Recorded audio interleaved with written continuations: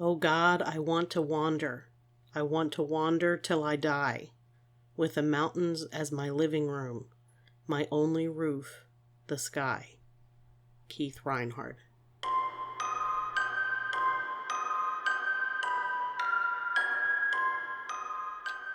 I fear not the dark itself, but what may lurk within it. Welcome to Lurk, bringing you creepy, strange, and bone-chilling stories, with your host, Jamie Jackson.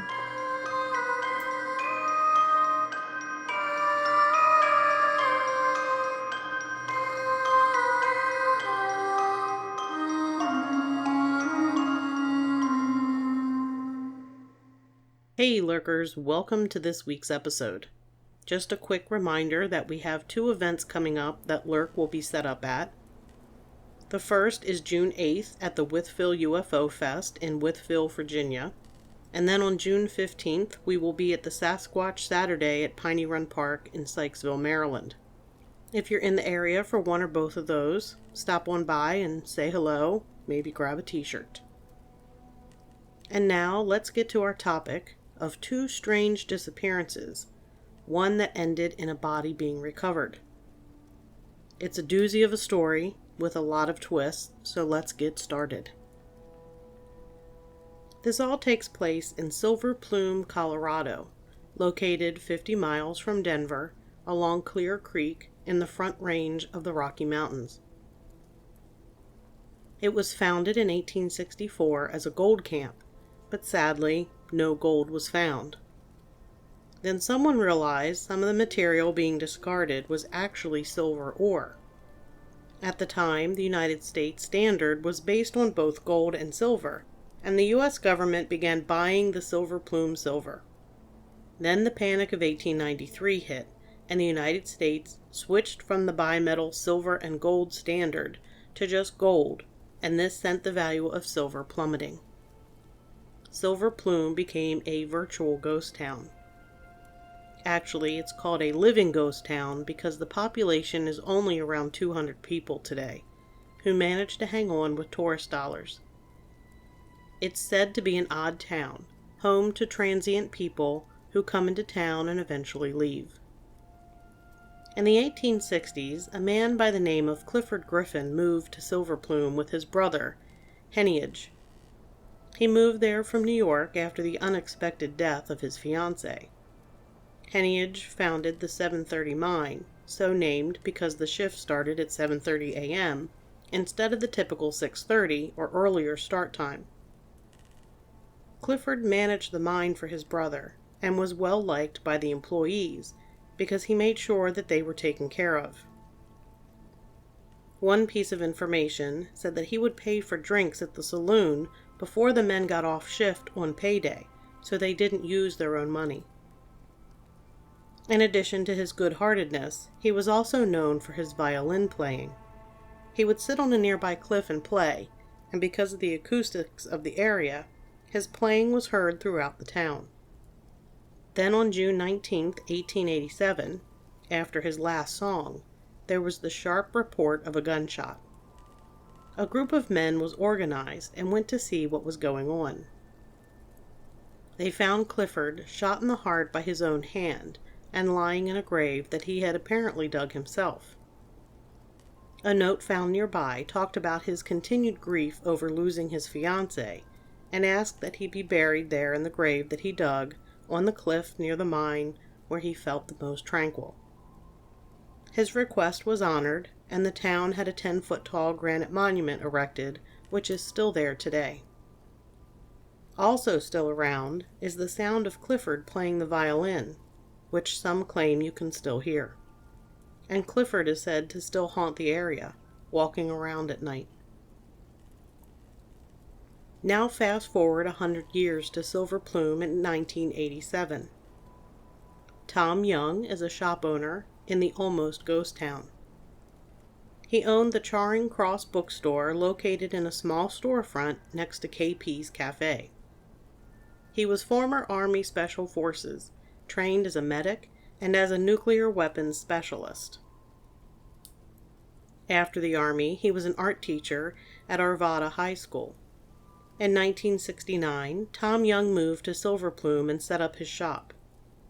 In 1987, he lived there with his black lab named Gus on the side of Pendleton Mountain and pretty much kept to himself. He was called eccentric by locals and was known to play fetch with Gus with an old doll's head. This was something that was seen as really strange by some of the townspeople. Personally, I find it amusing and wish I had the chance to know Tom Young, because he seems like the kind of person who just didn't give a crap what people thought of him and played on the eccentric nature. He sounds like he might be a member of my tribe. If I had an old doll's head, I would play fetch with the dogs. 100%. He spent his time with his dog, books, and hiking the area. On September 7, 1987, Tom Young closed up his bookstore and told people he was going to Europe. 3 weeks later, people started getting concerned that he hadn't returned. Police began checking into things and learned that his family wasn't aware of any trip that he had planned. They checked with the kennel that he usually used to board his dog while he was away, but Gus wasn't there. There was no plane ticket purchased by Tom. So Tom and his dog Gus were both missing. Tom's mother arrived in Silver Plume to take care of some of his things. And now this is where I introduce you to the second person who is part of the story, Keith Reinhard. Keith is a 49-year-old Daily Herald sports writer from Algonquin, Illinois. He was known as a free spirit who covered high school sports for the paper. He was known for hosting mammoth Beatles parties every January that he started the month after John Lennon had been killed. Keith was on the cusp of turning 50 and was looking for a change. He had a longtime friend named Ted Parker. Ted said of Keith, "Keith Reinhard and I grew up across the street from one another, and we'd known each other about 40 years. I would say that our relationship was similar to that of brothers." Ted Parker, by the way, lives in Silver Plume, Colorado, and runs KP's Cafe. Keith talks to Ted and decides to take a 90-day leave of absence from his job and go to Silver Plume. Keith's wife of just 2 to 3 years, there was a little bit of differing information on the time, agrees to this plan. She stays back at their home in Illinois. So Keith heads to Silver Plume, June 1988, where he plans to work, write, and regenerate. He lives in an apartment behind an abandoned Catholic church and rents a small storefront from his buddy Ted Parker and opens a shop. Most information says that it's an antique store. Some says he sold matted photographs. Oh, and it just happened to be the exact same store that Tom Young rented and set up his bookstore in. Keith's interests, while in Colorado, were photography and panning for gold in nearby creeks and rivers, and he also planned to begin working on a novel, though he didn't have an idea yet on what the plot would be. Then Keith learns about the disappearance of Tom Young. I'm going to guess that it didn't take too long for him to learn about Tom, since they both rented out the same storefront. It's not a big population, so I imagine everyone knows everyone else. Most articles mention that Keith Reinhard became obsessed with Tom Young's disappearance, which led to his decision to base his novel on Tom Young. I don't like the use of the word obsession here, mostly because if I put myself in that position, I know that I would become fascinated with the story and would naturally want to investigate. I don't think that's obsessive. I think that's just a normal thing for people with a love of mysteries. Keith develops a main character for his novel that is a blending between him and Tom Young, and he named the character Guy Gypsum. Again, people seem to put a lot of emphasis on this after the fact, but in reality, this is really not a crazy thing. Once upon a time, I was a writer, and you write what you know. There's almost always a part of the author in a character. Then, on July 3rd, 1988, 2 elk hunters scouting out hunting locations on Republican Mountain, about 1.5 miles outside of town, come across skeletal remains of Tom and his dog Gus. Each had died from a single gunshot to the head. Also with the remains was a revolver and a tarp. Some descriptions mention the tarp was partially covering the remains. After an investigation, it was ruled a suicide. Tom Young was said to have shot his dog and then himself. But Tom loved his dog Gus, and most of the people in town could not accept that he would shoot his dog like that. It was found that Tom Young had purchased a gun about 4 days prior to his disappearance. The gun found near the remains was a Smith & Wesson .36. The bullet found at the scene would come from a Model 36, but it was found to not be unique to this gun. There was a memorial service held in town for Tom, and Keith Reinhard attended. That same night, he spoke to a friend in Chicago and talked about his chances of becoming the new Bulls writer when he returned. On August 6, 1988, a local Denver radio station hosted a beer party in Silver Plume, making the town population double to around 400 people. Keith was at the party, and he spent the evening discussing Tom Young's death. He was very vocal about his belief that Tom had not killed himself. The next day, August 7th, Keith Reinhard asked several people to go on a hike with him, but they all declined.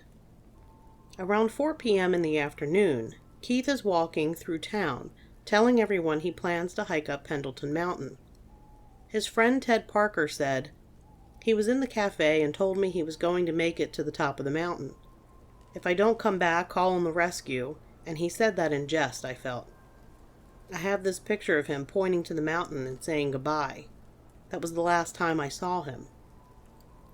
Keith Reinhard was last seen at 4:30 p.m., walking toward Pendleton Mountain. It was really too late in the day to attempt that hike, as it was a difficult one, and it would be getting dark soon, and the hike was an estimated 6 hours up and back. And Keith never returned. On August 8, 1988, a massive search was started with 29 ground rescue teams and various air crews. It was one of the most extensive search and rescue operations in Colorado. I want to share the police report about the search and investigation by the Clear Creek Sheriff's Department from the day that Keith went missing. This is from an Officer Albers, listed as the reporting officer. As of 0100 hours, Alpine Rescue was still on August 9th, 88. I proceeded to Silver Plume to assist the Alpine Rescue team at the sheriff's request. At 8:25, I met with the team, which was in the process of searching for Keith Reinhard of Algonquin, Illinois, date of birth 9/10/38. After some brief searching on my part, I returned to Mission Base to assist there. For the next 6 days, my primary function was to assist Alpine in any way I could, in addition to making arrangements for supplies, getting publicity for the Salvation Army when they needed it, making housing arrangements, providing transportation for air crews, and participating in air searches. I was able to spot for ground crews the area where Tom Young's body was found. This brings us to the investigation phase of the search. Prior to Keith Reinhard, Tom Young had occupied the shop next to KP's Cafe. Tom Young disappeared in early September 1987. 1 week prior to Reinhard's disappearance, Tom Young's body was discovered by elk hunters approximately 2.5 miles north of Silver Plume. Tom Young's death was ruled a suicide. The common denominator between Young and Reinhard is the owner of KP's Cafe, Ted Parker. Date of birth 4/10/46. Parker knew and had rented the shop to both men. My interviews started with him. Parker gave me the following information on Reinhard. Reinhard was a longtime friend of Parker's. He had been coming out to visit Parker for the last 12 years and had always loved the mountains. This year, Reinhard took a leave of absence from Paddock publication of Arlington Heights, Illinois, where he was employed as a sports writer. The leave started in mid-June and was supposed to end in mid-September. Reinhard always liked to visit, and on this trip was trying to set up a permanent move. There were two problems during this visit, though. The shop that Reinhard set up made very little money, and he was starting to realize that moving to Silver Plume might not work out. Secondly, his wife of 2 years, Carolyn, was upset by the long-term separation. She cried when she talked with Keith by phone, and Keith was a little down after these calls. However, Carolyn was due to arrive in a couple of days, 8/11/88, for a visit, and Keith looked forward to this. On the day of his disappearance, Keith was looking to hike up Pendleton Mountain. Parker estimated that it was 2.5 miles to the tower on Pendleton, and described the climb as being very physical, with no path, loose rock, and heavy vegetation. Parker and Reinhard had climbed it before, with Reinhard falling short of the top. Keith was found hanging onto a tree. Not being a physical person, he descended the steep hill with great difficulty. Reinhard was last seen in a t-shirt, red, black, and white flannel shirt, jeans, and old tennis shoes by Parker at about 1600 hours on 8/7/88. Parker did not consider it realistic to expect to make the round trip to Pendleton that late in the afternoon. The most that he thought Reinhard might have with him was a can of pop. When I mentioned that I had a cousin who was a sports writer who would try something like that, the conversation turned to Keith's impracticality at times. According to Parker, Reinhard didn't tend to be a realistic or practical when he came to Colorado on this visit. Reinhard had visions of setting up a business and living off the local economy as the summer went on, and the receipts remained low. Reinhard became disappointed, but ever optimistic. He got a personal computer and started writing stories with the apparent intent to supplement his income by being a novelist. One subject of interest to Reinhard was the Tom Young story. While they were only acquaintances, Reinhard was interested in Tom's demise and expressed an interest in tracing Tom's last steps to do a story on him. Reinhard also tended to romanticize events, at least for the purpose of writing about them. Taking a hike at 5 in the afternoon was consistent with Reinhard's character. As later information would show, Reinhard fell short of conquering the mountain in the past, but was determined to win out over it. On 8/7/88, Reinhard had an additional handicap to overcome. In addition to not being in peak physical condition, somewhat afraid of heights, and not being very familiar with the way to the top, Reinhard was hungover from a party the previous night. The party had been organized by some people from Denver and had taken place in the hall above KP's and drifted over to Reinhard's apartment behind the church, next door. Later versions of Reinhard's participation in the party had him evaluated as seemed sober to definitely drunk, and as having circulated freely, not talking at length to any one person, to having been in the company of a mystery woman. Other than the possible name of Greta or Gretchen, it is unknown who this woman might be. She was dropped as a lead during the search, since she had returned to Silver Plume to visit Keith after the search was underway, and was apparently unaware that he was missing. Attempts to find out who she is have been unsuccessful.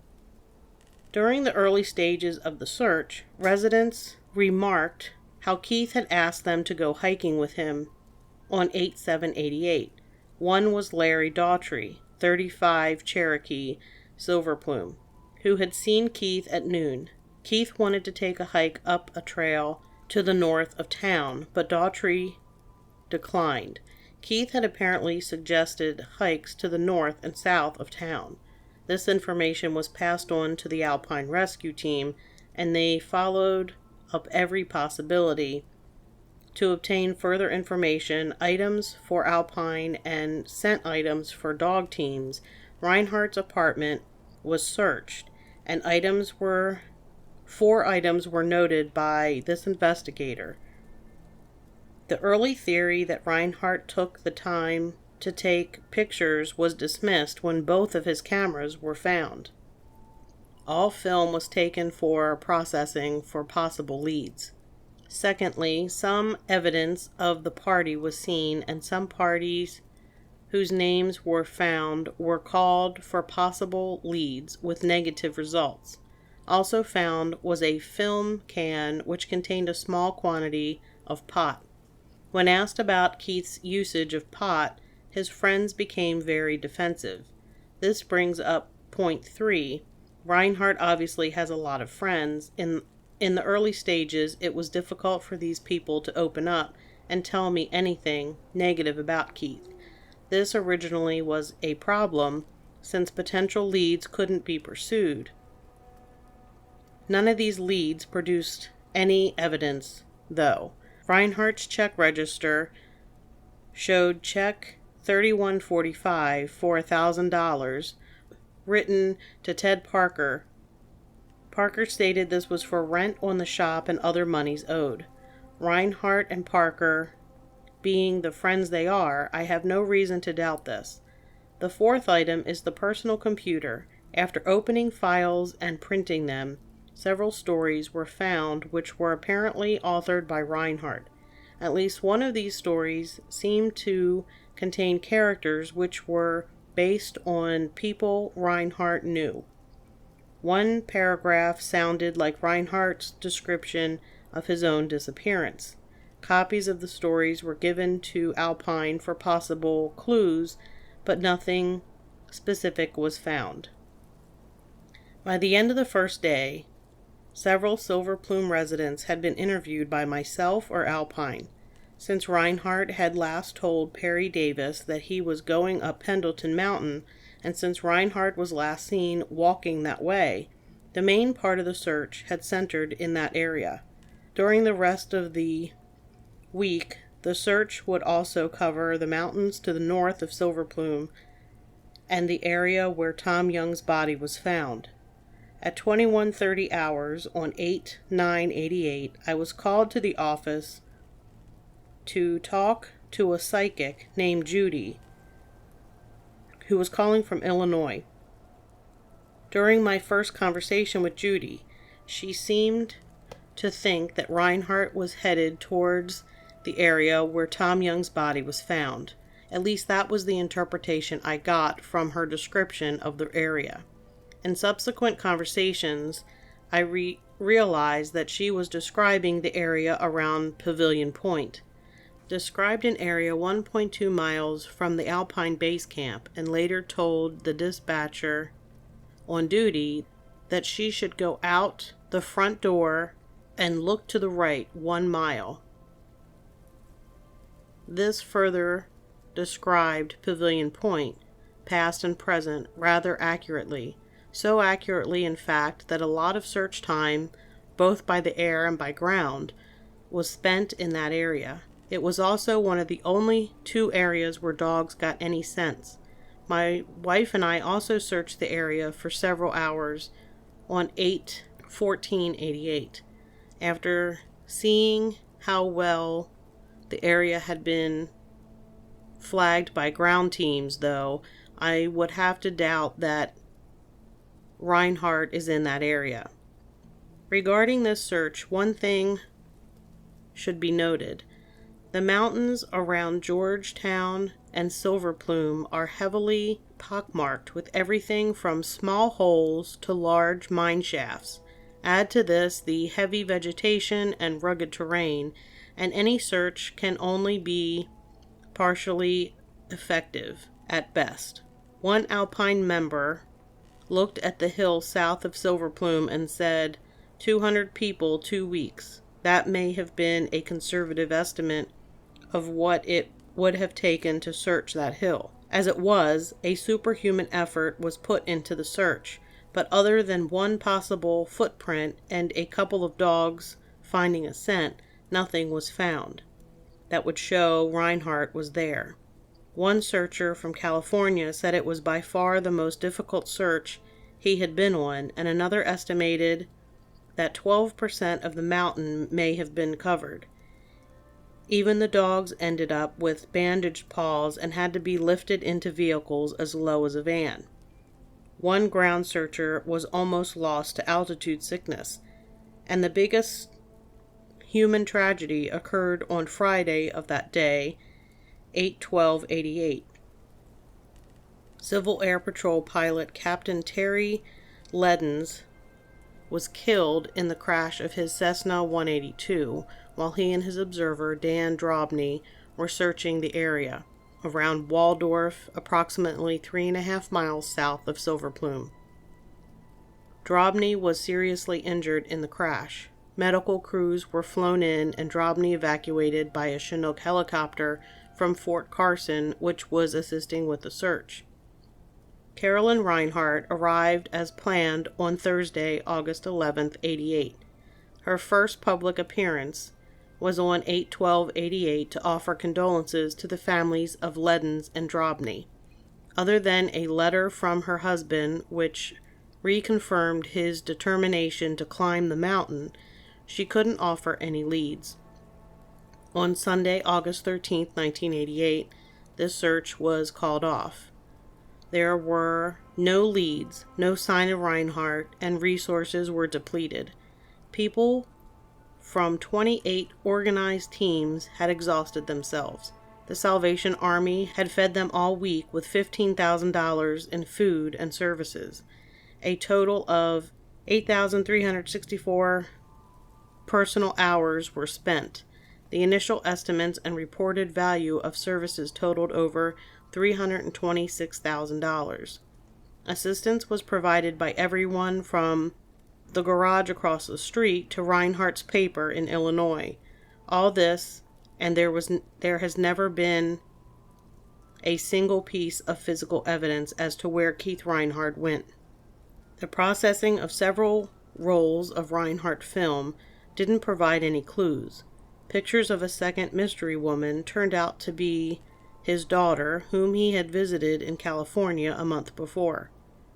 Other pictures showed a variety of subjects without any focus on anything in particular. Family and friends called everybody they knew, but no one had seen Keith.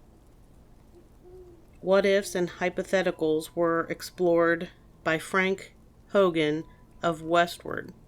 No leads were produced, although several possibilities were explored. In our conversations, some in Silver Plume scanned the hillside watching for birds which might lead to a body. None were seen. After one of the largest searches in Colorado history, and after hundreds of questions being asked by dozens of people, the big question still remains. As Sheriff Cahill put it, we would restart the search immediately if any new leads came in. We have yet to receive that new lead. Reinhardt told Perry Davis that he was going to climb the mountain, and nothing I've seen or heard has made me doubt it. Alpine Rescue Team will be back in Silver Plume when the weather clears for training and additional searching until Keith Reinhard is found. However, nothing can be ruled out. Reinhardt would have gone under I-70 to go to Pendleton Mountain.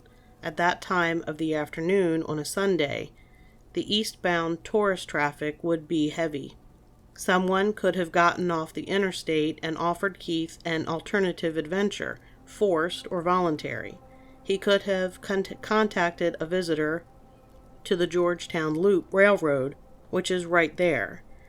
As well liked as Keith was, there may have been someone in Silver Plume who was the exception, who followed him up the hill. He could have simply hiked a different mountain, or intentionally disappeared, or who knows. Investigation to continue. I apologize for the choppy reading, but I can't blow it up, so I was trying to read it, and I need bifocals, and so there were a lot of things in here. The fact that Keith Reinhardt's wife was coming out to visit him, and that they were both looking forward to being together, plus the discussion about a possible new position covering the bulls when he returned to the paper, make me think that suicide is not on the table for him. His wife didn't think suicide was a possibility, as he loved his kids a great deal and enjoyed spending time with them. There was mention about a California writer who uncovered evidence about nuclear waste being dumped. Sounds far-fetched, right? The author was Mike Eccles, and he said in his book, "That fall, my auto mechanic, Roger Holman, told me that on several occasions he had seen large trucks driving up the dead-end road by his house. He said that the trucks were carrying nuclear waste from Rocky Flats Nuclear Weapons Plant 80 miles away. Waste which was being dumped in the shaft of the supposedly abandoned mine. I did keep my mouth shut except for telling two acquaintances, a fellow freelance writer, Sarah Lady, and Silver Plume bookstore owner and political activist, Tom Young." Roger Holman, the auto mechanic mentioned, was tracked down by a documentary crew, and he said the following: "Mysterious things are happening all the time. I was out walking around with some people from Rocky Flats. We came up in the middle of the night. The truck had 2 men in it and had very tight collars around their necks, very clean. They drove up there in a truck that had very wide tires made for carrying weight. They were in radiation hazmat suits. I saw some people take something into the mine. I heard the deaths of Tom and Keith were directly related to nuclear material." The same documentary crew went to the mine in question armed with Geiger counters. Any readings above 50 are abnormal. Above 100 is high and potentially dangerous if exposed over a period of time. Some other effects include readings over 400 affect, more locally, the eyes and can cause cataracts. 1,000 to 5,000 readings or more can cause hair loss for a section of the body that has hair. 2,000 or more locally to the skin can cause skin reddening, similar to a sunburn. While checking out a shaft in the mine, the crew began getting readings of 114. Closer to the shaft, readings went to 335, and were over 1,000 by the time they exited the mine. There is naturally occurring uranium in the soil in Colorado, but according to EPA.gov, uranium is weakly radioactive and contributes to low levels of natural background radiation. This lends some credence to the claims of illegal dumping of nuclear waste. Remember what Tom Young specialized in when he was in Special Forces? He was a medic and specialized in nuclear weapons. He was also allegedly concerned for his safety, which prompted the purchase of a gun 4 days prior to his disappearance and death. The tarp found with the remains suggests strongly that there was some concealment, or at the very least, a way to transport bodies. Oh, and the mine, where the radioactive stuff is, it's only a short distance from where Tom Young's remains were discovered. As for Keith Reinhardt's disappearance, no trace of him has been found. In 30 years of operation, the Colorado Alpine Rescue Team had found every single person they searched for, except Keith. Charlie Szymanski, who headed up the Alpine Rescue, said, "The Reinhardt search was like looking for a proverbial needle in a haystack. This haystack is 3,000 vertical feet of 60-degree slope. This was about as difficult a search terrain as we cover. We were at a real disadvantage because Keith went into the mountains wearing no more than blue jeans and a flannel shirt and tennis shoes.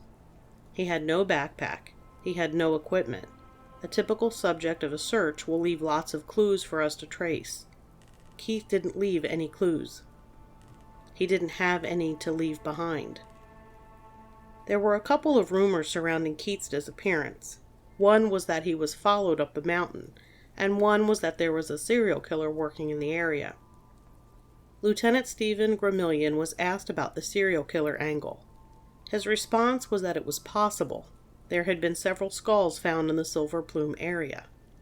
When asked if there was any connection between the skulls found and Keith Reinhard, the lieutenant stated he couldn't talk about open cases.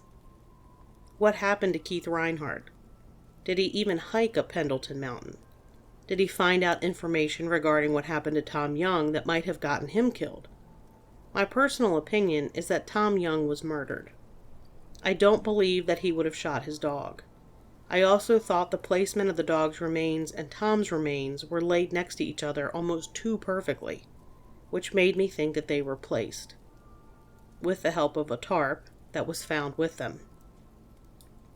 I don't think the nuclear waste story is far-fetched. There seems to be credible witness statements and information regarding it, and it is definite that Tom Young knew about it. And Tom Young specialized in nuclear weapons in the Army. He had some knowledge about nuclear waste, I imagine. I don't think Keith Reinhard went off to kill himself, and I don't believe that he purposefully disappeared to go start another life somewhere. He loved his family, and he always kept in touch with them. He was also known to be a highly optimistic person. It's been 36 years since Keith Reinhard disappeared, and still nothing of him has ever been found. I don't think we'll ever know what happened to him, or what really went on with Tom Young. That's going to do it for this episode. Remember, you can find Lurk wherever you prefer to find your podcasts, or at lurkpodcast.com. On the website, you can find links to our social media accounts, so make sure to like or follow us at one of those. We have a new merch shop at lurkpodcast.etsy.com. If you like what you hear, please tell your friends, and if you have a moment, consider giving us a 5-star review. And until next time, keep lurking.